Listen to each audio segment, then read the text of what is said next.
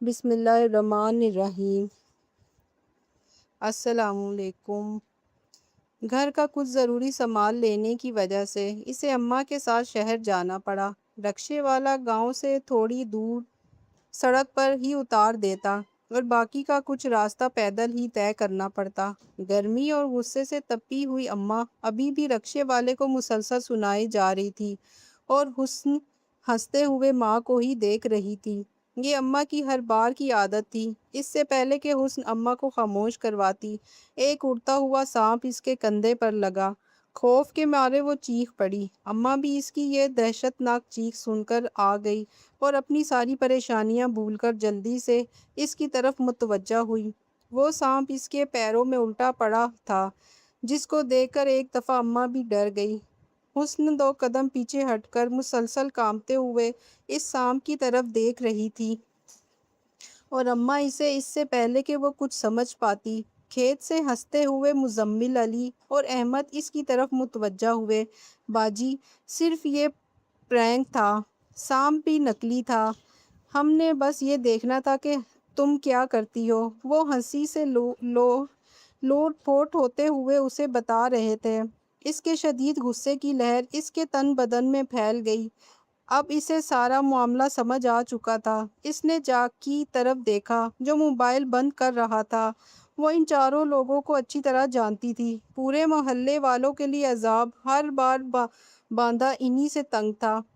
نہ محلے والوں نے سکون میں آنا تھا۔ اب بھی یقیناً اسے نکلی سانپ کا سہارا لے کر وہ اس کی ویڈیو بنا چکے تھے۔ اس مشہور ہونے کے چکر میں انہیں بے غیرت بھی بنا ڈالا۔ وہ ان کے منہ نہیں لگنا چاہتی تھی، اس لیے بے بسی سے اس کی آنکھوں میں آنسو آ گئے اور وہ ٹک ٹاک بنانے والی کمپنی کو گالیاں دیتی رہی، جس نے آج کی نوجوان نسل کو گمراہ کر ڈالا۔ گھر پہنچ کر بھی وہ ڈر کے مارے اپنے کمرے میں بیٹھ کر روتی رہی۔ اماں نے تو پکا ٹھان لیا تھا کہ شام کو وہ جا کر چاروں کے باپوں کو خوب سنا کر آئے گی، جو اپنے بچوں کو اچھی تربیت کرنا تو جیسے بھول ہی چکے تھے، مگر وہ جانتی تھی اس سب کا کوئی فائدہ نہیں تھا۔ ان چاروں کے والد جتنے غریب اور شریف تھے، یہ 4 لڑکے اتنے ہی لفنگے اور لوفر بن گئے تھے۔ ہر روز کی ایک نئی کہانی، ہر روز ایک نیا شکوہ ان چاروں کے والد کا منتظر ہوتا۔ کبھی یہ سڑک پر چلتے ہوئے نظر آتے تو کبھی کسی فنی ویڈیو کے لیے ڈرامہ کرتے نظر آتے۔ جوانی کے جس دور میں انہوں نے ماں باپ کا سہارا بننا تھا، وہ الٹا بوجھ بننے بیٹھے تھے۔ وہ اس بات کا پکا یقین رکھتے تھے کہ وہ بھی ایک دن مشہور ہو کر بہت بڑے ٹک ٹاکر بنیں گے۔ سب محلے والے اور ان کے والد ان کی عزت کے بارے میں جان پائیں گے۔ یہ غلط فہمی ان کے دلوں میں مکمل پروان چڑھ چکی تھی۔ جانے یہ سستی شہرت جو اپنا آپ یا دوسروں کا تماشا بنا کر حاصل ہوتی ہے، جانے کس کام کی، مگر یہ سمجھنا ہر کسی کے بس کی بات نہ تھی۔ نہ ہی وہ چاروں سمجھ پائے۔ اپنے ماں باپ کی عزت کا تماشا بنا کر، ان کی تربیت پر انگلیاں اٹھوا کر، وہ اس بات کا ازالہ چند دنوں کی شہرت اور اس شہرت سے حاصل ہونے والے چند پیسوں سے ادا کرنا چاہتے تھے۔ شاید جنہوں نے تا عمر عزت نہ کمائی ہو، وہ اس کی شان و شوکت سے کیا واقف ہوں گے۔ مزمل راشد احمد کا بیٹا تھا۔ وہ راشد احمد جس نے ساری عمر سرکاری اسکول کے دروازے پر کھڑے ہو کر چوکیداری کی، سال بعد امید کی کرن نے دروازہ کھٹکھٹایا تو جیسے سیدھے اور کرمئی کو جینے کی وجہ مل گئی۔ بے اولادی تو کبھی لوگوں کے طعنے سننے پر مجبور کرتی تو کبھی سسرال سیدھا طعنہ دیتا۔ وہ ہمیشہ کہتا تھا، پگلی، بھلا میں تجھے چھوڑ کر ایسا کیوں کروں گا، مگر اسے بھروسہ نہیں تھا۔ اولاد تو ہر ایک کی خواہش ہے اور ہر ایک کو چاہیے۔ اب اس کی زندگی کی ہر خواہش کم ہوتی جا رہی تھی۔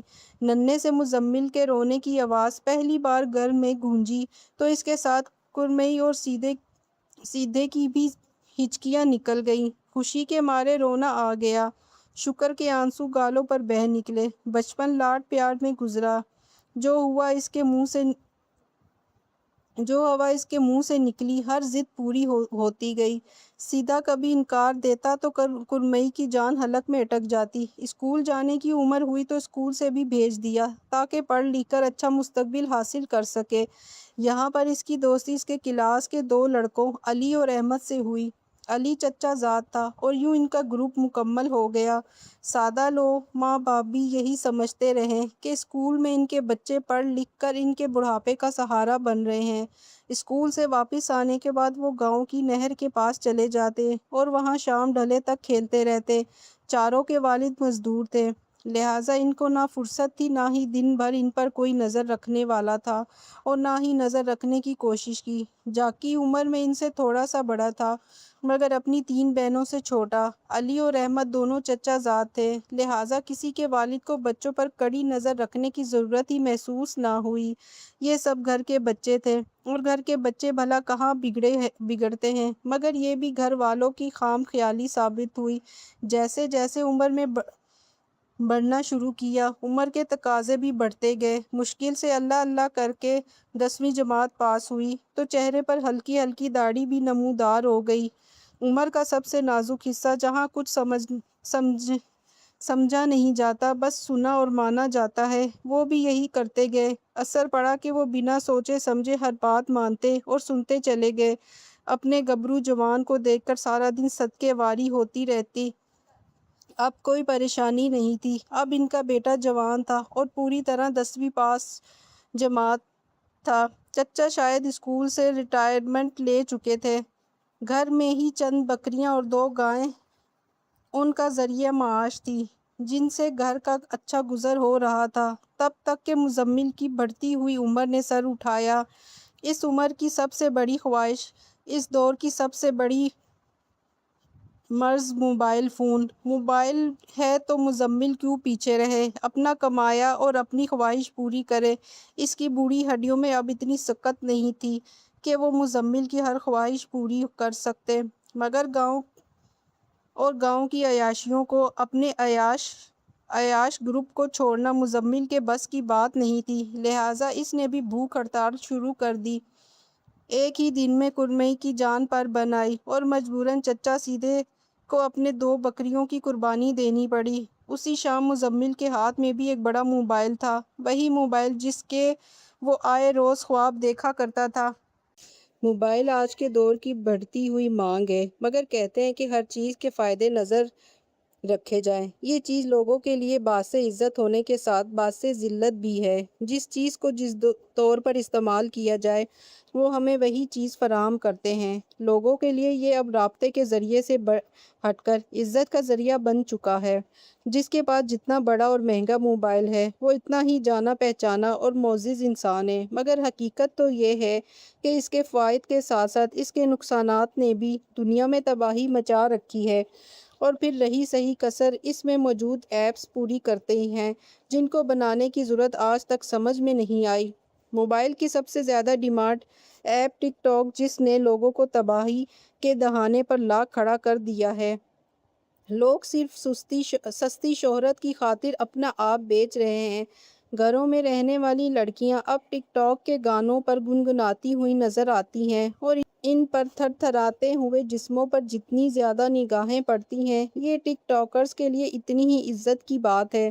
تفریح ہونے کی حد تک تو یہ بہترین ایپ تھی، مگر یہ لوگوں میں ایک نفسیاتی مرض کی طرح داخل ہو گئی ہے۔ آج کل کے دور میں ہر دوسرا بندہ خود کو ایک بڑا ٹک ٹاکر تصور کرتا ہے، تو یہ کیسے ممکن تھا کہ وہ ٹک ٹاک جیسے مرض سے دور رہتا؟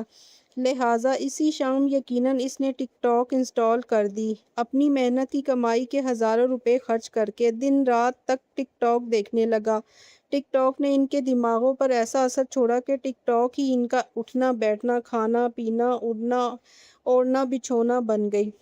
انہیں یہ بھی احساس نہ تھا کہ ان کے بوڑھے ماں باپ اور ان سے دوسرے افراد انہیں یوں ضائع ہوتے دیکھ کر کس قدر دکھی ہیں۔ اب روزانہ ویڈیو بنانے کا سلسلہ جاری تھا۔ کبھی وہ ناچتے ہوئے ویڈیو بنا رہے ہیں، تو کبھی کچی سڑک پر پاؤں سے پاؤں ملا کر چلتے ہوئے، کبھی کسی بزرگ کے ساتھ ان کا پرینک چل رہا ہے، تو کبھی کسی کو تنگ کیا کھڑے ہیں۔ گاؤں کے لوگ ان سے بے حد پریشان تھے۔ ان کی دیکھا دیکھی گاؤں کے دوسرے بچوں نے بھی تقاضا شروع کر دیا تھا۔ لوگوں کی شکایتیں آہستہ آہستہ ان کے والدین کے گھروں تک جا پہنچی، اور وہ سادہ لوگ ہر بار ہی سب سے معافی مانگ کر ایک بار پھر بیٹوں کو سمجھانے لگ جاتے سیدھے نے مزمل کو یہ سمجھانے کی بھرپور کوشش کی کہ وہ جوان ہو گیا ہے، ان لوفر دوستوں کی دوستی چھوڑ کر اس کے بڑھاپے کا سہارا بنے اور شہر چلا جائے، جا کر اپنے چچا کی دکان پر نوکری کرے، جہاں کی اچھی خاصی تنخواہ ان کا اچھا خاصا گزر کروا سکتی ہے۔ مہنگائی کے اس دور میں جہاں ہر طرف بھوک کے لالے پڑے ہیں، ایسے میں غریب لوگوں کے پاس ایسا کوئی راستہ نہیں جس سے وہ اپنے رزق میں وسعت پیدا کریں، مگر کاش یہ کوشش پہلے کی ہوتی۔ اب اس کے ہاتھ سے وقت نکل چکا تھا۔ چچا سیدھے مزمل کو اپنی اہمیت کا احساس دلانا چاہتے تھے۔ ان کے مطابق دوسروں کو تنگ کرنا، دوسروں کی عزت نفس سے کھیلنا بالکل بری بات تھی، مگر ٹک ٹاک پر اپنی فین فالوئنگ بڑھانا ہی ان کا مقصد تھا۔ آج کل فین فالوئنگ تماشا دیکھنے والوں کو تماشا بنا دیتی ہے۔ آج بھی انہوں نے حسن کے ساتھ یہ پرینک کیا تھا، جس کا انہیں ذرا بھی افسوس نہیں تھا۔ حسن خالہ سلیمہ کی بیٹی تھی، عمر میں ان چاروں سے بڑی۔ خالہ سلیمہ تو خود 20 مرتبہ ان کی بدتمیزیوں کا شکار ہو چکی تھی، مگر حسن کا یہ پہلا موقع تھا جب اسے یوں سرعام ذلیل ہونا پڑا۔ یہ ایک ایسا پرینک تھا جس میں نہ کسی کی عزت کو دیکھا جائے، نہ کسی کے احساسات کے بارے میں جانا جائے، محض چند لمحوں کی خود غرضی دکھا کر اگلے سے معذرت کے چند بول بول دیے جائیں اور کچھ نہ کچھ پکڑنا پڑے۔ مگر اماں سے رہا نہ گیا اور اماں نے جا کر مزمل کے گھر اچھی خاصی سنا دی۔ پچھلی گلی میں اس نے باقی تینوں کے گھروں میں بھی جا کر چاروں کے والدین کو خوب سنائی۔ چاروں کے والدین کے پاس صرف شرمندگی اور بے بسی کے علاوہ کھانے کے لیے کچھ بھی نہیں تھا۔ چچا سیدھے نے بے بسی سے چارپائی پر بیٹھی کرمئی کو دیکھا۔ یہ سب تمہاری ڈھیل کا نتیجہ ہے۔ میں نے تمہیں لاکھ دفعہ منع کیا تھا کہ اسے اس قدر ڈھیل مت دو، مگر تم میری سنتی کہاں ہو۔ سلیمہ کے جاتے ہی سیدھا کرمئی پر بھڑک اٹھا اور بیچاری کرمئی اولاد کے بگڑ جانے پر بس آنسو بہاتی رہ گئی۔ اس نے بھی تو یہ دن خواب میں بھی نہیں سوچا تھا۔ وہ بھی تو چاہتی تھی کہ اس کا مزمل ایک اچھا انسان بنے۔ شام کو وہ گھر آیا تو چچا نے اسے سمجھانے کی کوشش کی۔ تو بے غیرت ہو گیا ہے مزمل، تیری عزت اور غیرت مر گئی ہے۔ اگر تیری کوئی اپنی بہن ہوتی تو تو اس کے ساتھ بھی یہ پرینک کرتا۔ میں کہتا ہوں چھوڑ کیوں نہیں دیتا اپنے آوارہ دوستوں کو۔ ابا کا یہ لیکچر روز کا تھا، لہٰذا اس نے سنی انسنی کر دی۔ حسن پر اسے بے حد غصہ آیا تھا۔ حسن خالہ سلیمہ کی بیٹی تھی اور خالہ سلیمہ ان کی ہمسائی تھی۔ بڑی دو بیٹیوں کو رخصت کر کے اب خالہ سلیمہ کی ساری توجہ حسن پر تھی۔ حسن اکثر بخار میں مبتلا رہتی۔ گاؤں میں لڑکیوں کے زیادہ پڑھے لکھے ہونے پر پابندی تھی، لہٰذا مدرسے میں سے چند کتابیں پڑھنے کے بعد حسن گھر کی ہو کر رہ گئی۔ مدرسہ جاتی تھی۔ مزمل اور اس کے باقی تینوں دوستوں کی نظریں ہمیشہ حسن پر اٹکی رہتی، جس کی وجہ سے وہ ایک بار پھر ذلیل ہوئے اور سرعام، لہٰذا وہ اب حسن پر بدلہ لینے کی سوچ رہے تھے۔ کچھ زیادہ ہی دیندار بنتی ہے یہ برقعے کا سہارا لے کر، سمجھتی ہے کہ ہم اسے جانتے نہیں۔ مزمل کو اب بھی اس پر شدید غصہ تھا۔ چھوڑ یار، ایک دن بدلہ لے کر اس پر یوں ویڈیو بناؤں گا کہ راتوں رات وائرل کر دوں گا۔ احمد اور علی بھی اچھی خاصی تپی ہوئے تھے۔ فی الحال کے لیے ان کے موبائل اور ان کی ویڈیو بنانے والی حرکتوں پر مکمل پابندی لگا دی گئی تھی۔ گاؤں میں بھی یہ سب کی مشترکہ رائے تھی کہ گاؤں میں ان سب کی عزت اور لحاظ کا خیال رکھا جائے اور اس کے بعد اپنے مشہور ہونے اور شہرت پانے والے خواب کو پورا کیا جائے۔ اس بات کو پایۂ تکمیل تک پہنچانے کے لیے مزمل اپنے باپ کے ساتھ مویشی سنبھالنے میں مصروف ہو گیا، جبکہ باقی تینوں صبح گاؤں سے باہر موجود ایک پولٹری فارم میں چھوٹا موٹا کام کرنے لگے، مگر ویڈیو بنانے والا بھوت ابھی بھی ان کے سر پر سوار تھا۔ آخر ایک مشہور ٹک ٹاکر جو بننا تھا، مگر پھر بھی ان کے والد کافی حد تک مطمئن تھے کہ چلو کچھ نہ کچھ کام شروع کیا۔ سب سے بڑھ کر یہ بات کہ کسی نہ کسی طرح یہ گروپ تو الگ ہو گیا تھا، مگر ہمیشہ کی طرح وہ سادہ لوگ اس حقیقت سے بے خبر تھے جو صرف ان کے ذہنوں میں موجود تھی۔ کام کرتے ہوئے 3 ماہ کا عرصہ گزر گیا۔ اب ان تینوں کو کام سے کافی حد تک واقفیت حاصل ہو گئی تھی۔ گاؤں والے بھی کسی حد تک پرسکون تھے۔ اسی دوران حسن کا انتقال ہو گیا۔ خالہ سلیمہ کے ساتھ ساتھ یہ واقعہ گاؤں کے سبھی لوگوں کے لیے کافی دلسوز ثابت ہوا۔ وہ فارم سے چھٹی کا دن تھا جس دن حسن کا انتقال ہوا، اور وہ تینوں جاکی کے ڈیرے پر موجود تھے۔ حسن باجی تو ہمارے مشہور ہونے کے خواب کو اپنے ساتھ لے کر ہی دفن ہو گئی۔ بیچاری نے کس قدر واویلا کیا تھا جس دن ہم نے اس کے ساتھ پرینک کیا تھا۔ مزمل کو اب بھی وہ واقعہ اچھی طرح یاد تھا۔ اگر وہ زندہ بھی رہتی تو تم لوگوں میں اتنی جرأت نہیں تھی کہ کچھ کر پاتے۔ یہ بس پیٹھ پیچھے کی ڈینگے ہیں جو تم لوگ بیٹھ کر مار سکتے ہو۔ یہ مزمل تھا جسے ہمیشہ سے ہی اپنے گروپ کے لڑکے بزدل لگتے تھے، تو تم کون سا کوئی تیر مار سکتے ہو؟ تم بھی تو ہماری طرح ہی ہو۔ احمد کو اس کی بات پر جی بھر کر غصہ آیا۔ اب تو تم لوگ آپس میں لڑنا بند کرو۔ حسن مر گئی اور تم لوگوں کا مشہور ہونے کا خواب بھی ایک دن مر ہی جانا ہے، کیونکہ مجھے تو ایسا ہی کچھ مشہور ہونے کا خواب بھی ایک دن مر ہی جانا کیونکہ مجھے تو کچھ ایسا نظر نہیں آ رہا کہ تم لوگ کچھ کرنے کے قابل ہو۔ جاکی نے انہیں بحث کرتے دیکھ کر بات ختم کرنی چاہی۔ تو تمہارا کیا خیال ہے؟ اس کی میت سے ہم وائرل ہو جائیں گے؟ اگر اتنا ہی آسان ہے تو تم کیوں نہیں کر لیتے؟ مزمل اب بھی غصے میں تھا۔ حسن تو پکا جنت میں جائے گی، دیکھ لینا تم لوگ۔ علی نے رازدانہ انداز میں جھک کر کہا، اچھا تو بڑا اندازہ ہے جنت والوں کا، تم کون سا دیکھ کر آئے ہو جو سب سے پہلے جانتے ہو؟ احمد کو جیسے اس کی بات ہضم نہیں ہوئی۔ تو ہمت کرو، چلو دیکھ لیتے ہیں اور دنیا کو بھی دکھا دیتے ہیں، شاید سچ میں وہی حسن ہے جو ہمیں مشہور کروا سکتی ہے۔ سارے فساد کی جڑ یہی بات تھی۔ تینوں ایک پل کے لیے چونک گئے اور پھر ایک دوسرے کو دیکھنے لگے۔ تب لوگ خدا کی مرضی کو فراموش کرتے ہیں اور خود پر نفس کی مرضی کو مسلط کر دیتے ہیں۔ ایسے لوگوں کے لیے زمین کی آواز بھی مر جاتی ہے، اور جب زمین کی آواز مر جاتی ہے تو پھر فرق نہیں پڑتا انسان کے ساتھ میں جائے، کیونکہ جب تک اسے سمجھ اور معلوم کرنے والے ختم ہو چکے ہوتے ہیں۔ مگر یہ ہم لوگ ہیں جو سوچتے ہیں کہ خدا کی رسی جس قدر لمبی ہے ہم بھاگتے چلے جائیں۔ ہم یہ نہیں سوچتے کہ جس دن یہ رسی ہمارے سروں پر آ کر پڑے گی تب ہمارے پاس وقت افسوس کے علاوہ اور کوئی راستہ نہیں ہوگا، اور اس نے ہر شخص کو ایک مخصوص مدت کے لیے مہلت دی ہے۔ وہ تمام عمر کی مہلت فراہم نہیں کرتا، ایک مخصوص مدت کے بعد وہ اپنے سامنے ظاہر کرتا ہے، پھر وہ فقط اپنی کاریگری دکھاتا ہے۔ تب انسان کچھ نہیں کر پاتا، مگر افسوس انسان یہ سب کچھ جاننے کے باوجود وہی کرتا ہے جو اس کا نفس اسے کہتا ہے، کیونکہ وہ نفس کی غلامی پر مجبور ہے۔ اگر وہ نفس کی آواز مار دے تو شاید دنیا میں برائیوں کا جن ختم ہو جائے، انسان اب عورت اور شیطان پر الزام لگانے سے بری الذمہ ہو جائے، اور نہ ہی اس کا الزام کا راستہ محسوس ہو۔ محلے کی فضا سوگ میں ڈوبی ہوئی تھی، ہر چہرے پر غم کے علاوہ حیرانی کی ایک تاریک رقم تھی۔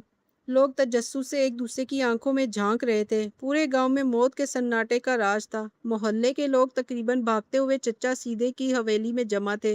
عورتوں کی سرگوشیاں اور رن پیٹنے کی آواز سے محلے میں کوہرام برپا تھا۔ اکٹھے جوانوں کی موت پر آس پاس سے محلے کے لوگ بھی چچا سیدھے کی حویلی میں امڑ آئے۔ لڑکوں کی بہنوں اور ماؤں نے رو رو کر اپنا سینہ پیٹ لیا تھا، اور ان کی حالت دیکھ کر آس پاس کھڑے لوگوں کی آنکھیں بھی اشک بار تھیں۔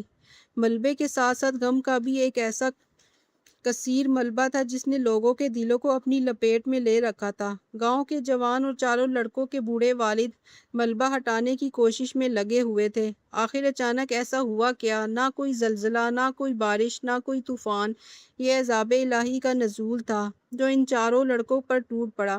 گاؤں کے لوگ ہر درجے ان لوگوں کی حرکتوں سے پریشان تو تھے، اور اس کے ساتھ ساتھ ان کے والد کو شرمندہ کروانے میں بھی کوئی کسر نہیں چھوڑی تھی، مگر لوگ ہمیشہ ان کے لیے ہدایت چاہتے تھے، موت نہیں۔ مگر جو راستہ انہوں نے اپنے لیے خود چنا تھا، اس سے کیسے وہ پیچھے ہٹتے؟ قدرت نے پھر وہی راستہ ان کا مقدر بنا دیا، کاتب نے وہی راستہ ان کی تقدیروں میں لکھ دیا۔ ملبہ ہٹانے کے بعد جو ملا وہ سب ناقابل برداشت تھا۔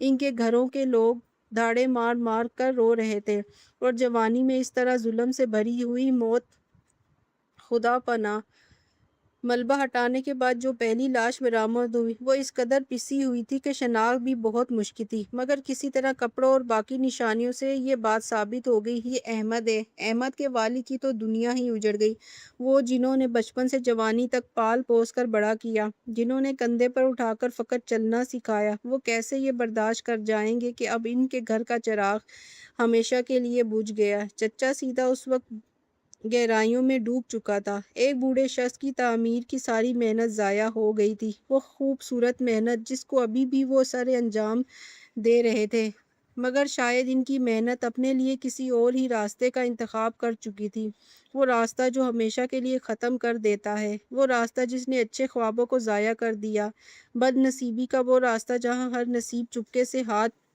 چھوڑ دیتا ہے، جہاں وہ 70 ماؤں سے زیادہ چاہنے والی ہستی ناراضگی اختیار کر لے، جہاں وہ رحمان و رحیم ہمیں اپنی رحمت سے محروم کر دے، تو اس وقت جان لیجئے کہ یہ راستہ ہمارے لیے بد نصیبی کا راستہ تھا، یہاں آ کر ہماری لغزشوں کو کاٹ لیا گیا۔ وہ تو اس قدر رحیم ہے جو چپکے سے ہمیں یہ احساس دلاتا ہے کہ اس نے ہمیں تنہا نہیں چھوڑا، وہ ہمیں جانتا ہے اور عین قریب ہے، ہمیں ایسی بلندیوں سے نوازے گا کہ ہم حیران رہ جائیں گے۔ اس کی بلند و بالا بلندیوں سے زیادہ اور کوئی چیز بلند نہیں۔ ایک جاکی تھا جس میں ابھی بھی سانس باقی تھا۔ ایمرجنسی سروس پر کال کر کے جلد از جلد اسے ٹیم کو بلایا گیا۔ وہ بھی بری طرح کچلا جا چکا تھا، بس اسے معجزہ کہتے ہیں یا معجزاتی طور پر، مگر وہ ابھی بھی زندہ تھا۔ اس کے سوکھے ہوئے لب اور ویران آنکھیں جیسے حسرت کر رہی تھی کہ ہم ایک بار اس قابل ہو جائیں کہ جن آنکھوں کو ہم نے حوث بری اور گندی نظروں سے دیکھا، ان کو موت بھی احترام کر کے نظر جھکا لے، مگر ایک مخصوص وقت نہیں ہوتا، اور ایسا ہی ہوا۔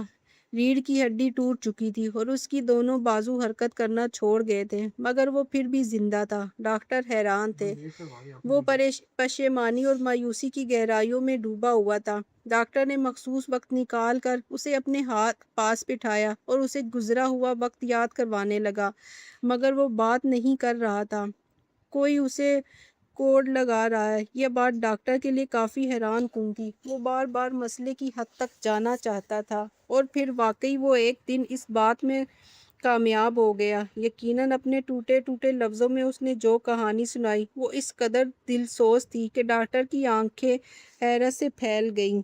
گاؤں کے باقی لوگ جہاں توبہ توبہ کر رہے تھے، وہیں اس کے والدین آنکھیں پھیلائے اسے دیکھ رہے تھے، جیسے وہ ابھی ہنس کر کہہ دے گا یہ تو بس ایک پرینک تھا، مگر یہ اتنا آسان نہیں تھا۔ یہ پرینک قدرت کا پرینک تھا۔ یہاں پر چال اچھی چال چلنے والے نے چلی تھی۔ وہ حسن کو دفن کرنے کے بعد یہ چاروں جا کر اس کی قبر میں ویڈیو کیمرہ رکھ دیں گے اور قبر کو کھود کر کیمرہ اندر رکھیں گے، پھر صبح سویرے جا کر وہ کیمرہ اٹھا لیں گے۔ پھر وہ تینوں چچا سیدھے کی چھت کے نیچے جمع تھے، وہ گھر جسے چچا سیدھے نے ریٹائرمنٹ کے بعد تعمیر کیا تھا۔ کامیابی ان سے چند قدم کے فاصلے پر تھی۔ وہ خوش تھے، انہوں نے اپنے منصوبے کو کامیاب ثابت کر دیا تھا۔ جیسے ہی کیمرہ آن ہوا، ایک زوردار دھماکے کے ساتھ وہ چھت ان کے سروں پر گری اور ان کی پوری ہستی کو ہلا کر رکھ دیا۔ کامیابی اب چھت کے ملبے میں گم ہو گئی تھی، بس یہاں پر موت کی آخری ہچکی تھی، اور جاکی کی ساری باتیں خاموش ہو گئی۔ گاؤں کے لوگ آج بھی اس واقعے کو عبرت کے طور پر یاد رکھتے ہیں۔